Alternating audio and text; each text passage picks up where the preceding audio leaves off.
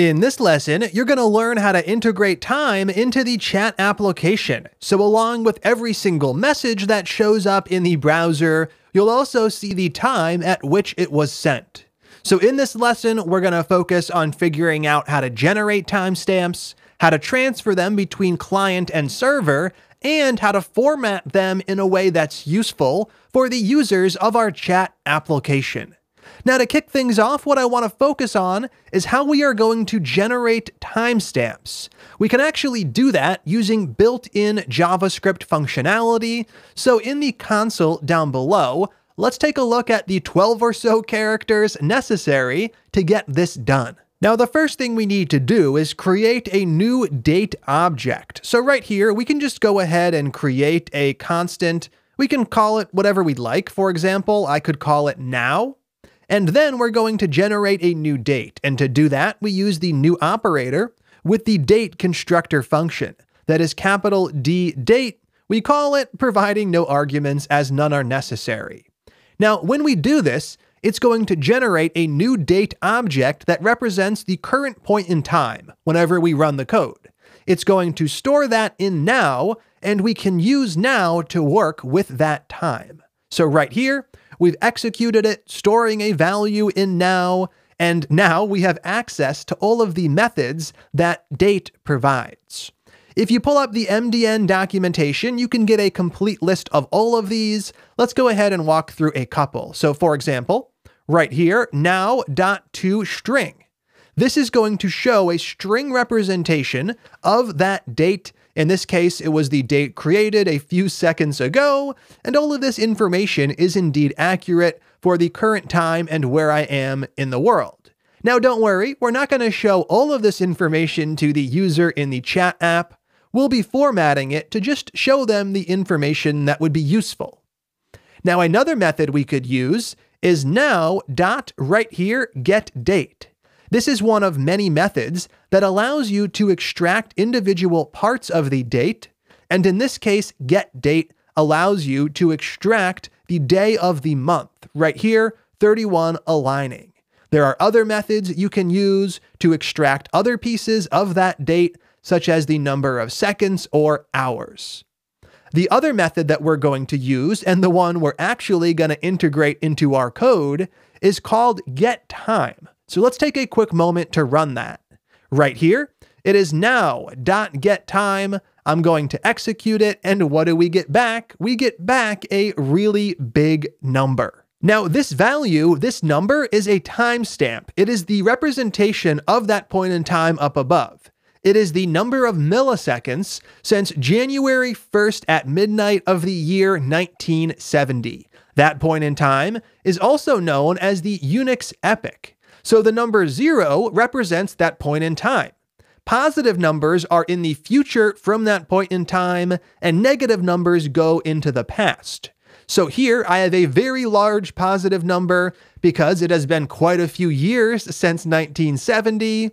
I would have a very large negative number if I was trying to get a timestamp for something like the start of World War I as an example. Now in this case, we have the timestamp, and timestamps are great for transferring between systems because it is nothing more than a number, and this number is universally understood by pretty much every programming language out there, including JavaScript, so it's really easy to work with. What we're going to do is use this exact same code on the server to generate timestamps, numbers, for each and every message that the server sends to the client. The client will then receive that message, and it will be able to use the message text like we have above, as well as the timestamp, and we'll talk about how we can format that to make it look a bit nicer and a bit more useful for humans. So let's get started by generating that timestamp on the server. Inside of Visual Studio Code, we'll be kicking things off in index.js. Now in index.js, we're going to focus on the message event at first. We'll be ignoring the location message event for now. Now we emit the message event from 4 different places. Right here, I emit it twice, once to the user who's joining and once to everyone else. Down below, I emit the message event to send a user's message to all other connected users. And finally, at the bottom, I emit a message when someone leaves the chat room. Now, in this case, we have 4 different places where we need to set up the date, and that's going to require us to have a lot of duplicate code. So the better solution would be to create a separate function that can get all of this done for us. Now, when it comes to emitting the message event, we are going to need to provide more than just a single value. Now, when we need to emit an event with more than a single value, we have 2 options. We can, 1, provide more arguments, for example, adding the timestamp over here as another argument to emit, or we could choose to just emit a single piece of data, an object, with everything on there as a property. For example, I could have a message property on the object to store this text, and I could have a created@at property on there to store the timestamp, and that's the approach that we're going to take. So right here, we're changing 2 things. 1, we are going to send objects back instead of just sending back strings when we emit the message.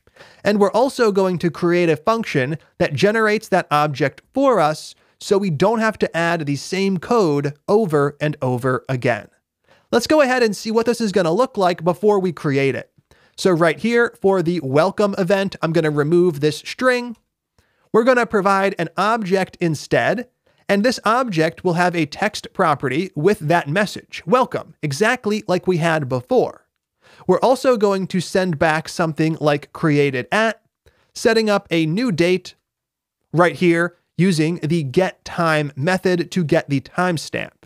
Now, I could have stored this in a variable first and then used getTime. That's what we did in the terminal, but I could chain the method on right here to get all of this done at once. So in the end of the day, this is the sort of thing we want to be sending from the server to the client. Now, once again, we're going to create a function that generates this object for us, so I don't have to type this out every single time I want to send a message from the server to the client. I want to put all of this logic into a single function I can use and reuse. So what I'm going to do is create a new file in the source directory. Actually, I'm going to create a new directory in the source directory. I'll go ahead and call this something like utils, and in the utils directory, we'll make our new file. And for this one, I could call it something like messages.js. This is going to be a pretty simple file, which is focused on defining a few functions that are going to generate those message objects. Right now, it's just text and created@, but as we progress through the section, we'll be adding even more data on. For example, eventually we'll have usernames for our users, and we'll need to transfer that as well. So let's go ahead and get started by defining our first function. Right here, let's create a new constant for our function. I'll call it something like generateMessage. And we'll set it up as an arrow function, and there's not a whole lot to this one. We're going to accept the message text in as the first and only parameter for the moment. Others will come later on. And then down below, all we're going to do is return an object. Now right here, we are going to set up the properties we want to transfer. Of course, I do want to transfer the text, so I will set that text property up, getting its value from the parameter value above. And then I'll also set up created@, or something similarly named. And right here, we're going to use that exact same code. We create a new date, and we use getTime to get the timestamp. Now, if we export that from this file, other files like index.js will be able to use it. So module.exports equals a new object, since we will be adding other functions in later. And right here, generateMessage is the particular thing we're trying to export right now. So with this in place, we can call generateMessage with our text instead of needing to generate the object in line in index.js. That's going to reduce the amount of duplicate code we have, keeping things nice and clean. So from here, let's go ahead and load that function in. Up above, we need to require that file. So I'll set up a require call that is ./utils/messages, and we are going to create a constant to grab that function. Now we know that require is going to return that object that we exported. Right here, I'll use destructuring like we've done before to grab the one property off of there I want and store it as a standalone variable. In this case, it is generate message perfect. So now that we have this in place, we can replace the object we created with a much simpler solution. Instead of defining the whole object here, we simply call generate message. This generates the object and passes it in as the second argument to emit. And remember, we have to provide the text right here for this one that happened to be welcome. Now that we have this in place, let's go ahead and actually adjust the client to get it to work with the new structure. Before, the client was expecting a single value to come back a string. Now it's getting an object, which means that things are broken. If I refresh the browser, what do we see? I see that it's trying to represent that object as HTML, which results in the following. We need to go ahead and adjust that client-side code. So over in chat.js right here, we are passing the entire object in as the property value for a message. We are going to set up the message property, but instead we need to grab text off of this. This right here, the message parameter, it's now an object. So that means message.text. With this in place, things should be restored to their working order. If I refresh the browser, I would expect to see my welcome message, and that's exactly what I'm getting. In addition, though, I can see I'm also getting that created at timestamp, which is excellent. We can use that to display the time up above. Now, we only made that change for one of the 4 places where we emit the message event, so let's take a quick moment to add it for the others. For example, right here, we'll go ahead and cut this string out, copying it to the clipboard. Then I'm going to go ahead and call generate message, passing that string in as the first and only argument, and we'll do something similar down below for sending the message to all connected users. Right here, I'll remove the message variable. I'll call generate message, passing it in, restoring order to the world, and finally we have disconnect. I'm going to take this string, copy it to the clipboard, and remove it from its current location. I'll call generate message, passing in the string once again, and now every single time the server emits a message event, it's emitting an object. We use a single function to create that object, so we know it's going to follow a nice standardized format. That means over here in chat.js, our code's never going to break because message is always going to be an object. With this in place, let's go ahead and integrate the timestamp into the template. So in index.html, I'm going to make a change to the message template up above. Right here, before the message, we're going to add a little bit of code. What I'm going to do is open and close another set of 2 curly braces, and I'm going to reference something like created at. Now we're currently not passing that in, but it's okay. We'll just provide it right here. Later on in the section, when we focus on styling our app, we'll adjust where the date shows up, but for now, this is a great place to get started. Then I'll have a space followed by a hyphen, followed by another space, and then the message. So with this in place, we can save index.html, and all we need to do is make sure that this template gets access to some piece of data named created at. So over inside of chat.js, right here, we have to add created at into the mix. And I'm going to get it off of the message object. There is a property on there called created at, which is what we want access to. Now, with this current setup, we're going to have a number print in the browser. That number is not useful for humans as it makes no sense whatsoever, and that is where the moment library comes into place. JavaScript does provide infrastructure for working with dates, and it's not very good when it comes to formatting.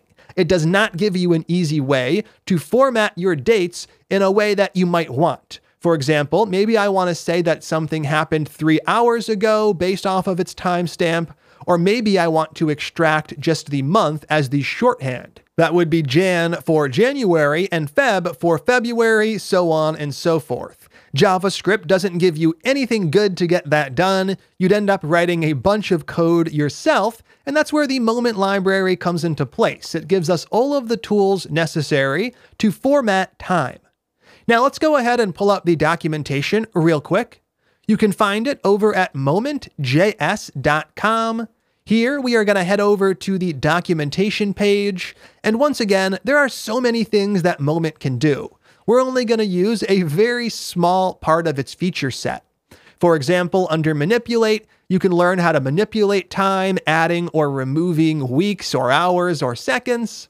What we're going to focus on, though, out of all of these options is just display.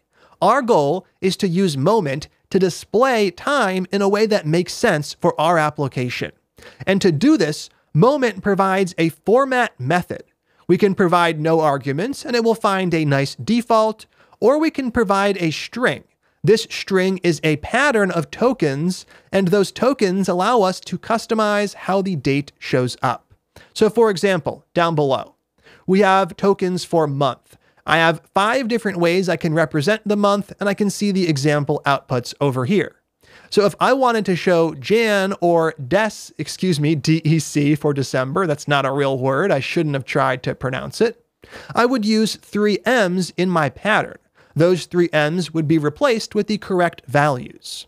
There's values and tokens for other things as well. If I keep scrolling down, we have AM, PM, hour, minute, and second, all of which we can use to get time showing up as we see fit.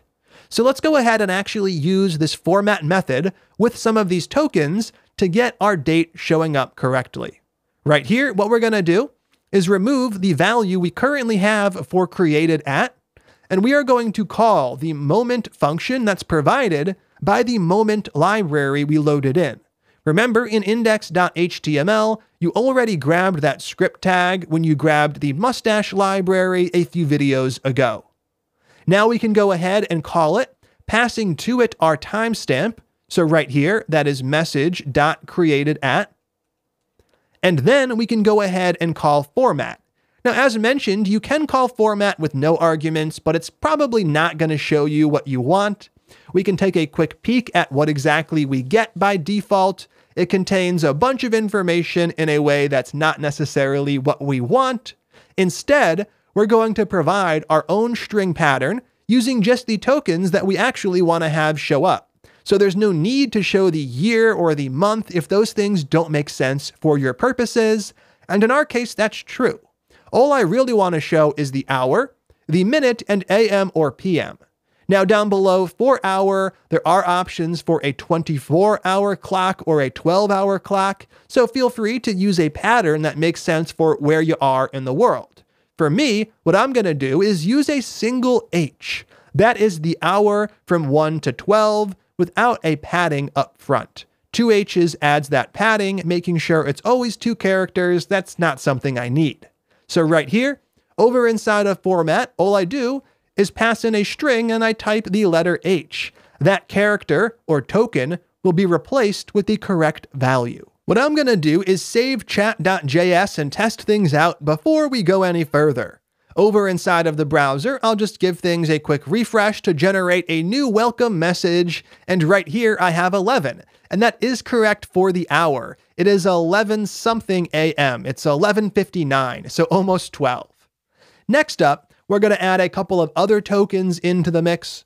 I'm going to show the minute with 2 characters always, so 00 instead of just 0 or 59. They have great examples for all of the tokens, so you know what you're going to get.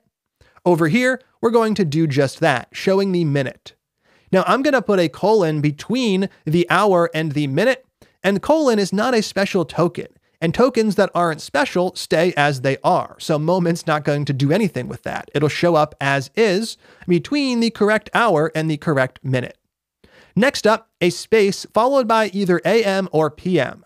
So over here, we have AM or PM. I have uppercase A for uppercase AM or PM and lowercase a for the lowercase version. Right here, I'll stick with the lowercase version. So for me, that's just a lowercase a. Whoops, let's put that inside of the string. Perfect. Now with this in place, we have a great system for getting the time from the server to the client, and having the client format the time in a way that is useful for users of the application. What I'm going to do is head back over to the browser. By now, it should be 12 something, and if I refresh it, I can see that it is 12 p.m. exactly. Now I believe it's 12:01, I'll give things a refresh, and now I'm seeing that. Down below, if I were to add other messages into the mix, I would expect those to have timestamps as well, and that is exactly what we're seeing right here. So now we have timestamps set up for our standard messages, though we don't have anything like that set up for our location-based messages. We'll focus on tackling that in the next lesson, so stay tuned, and I'll see you then.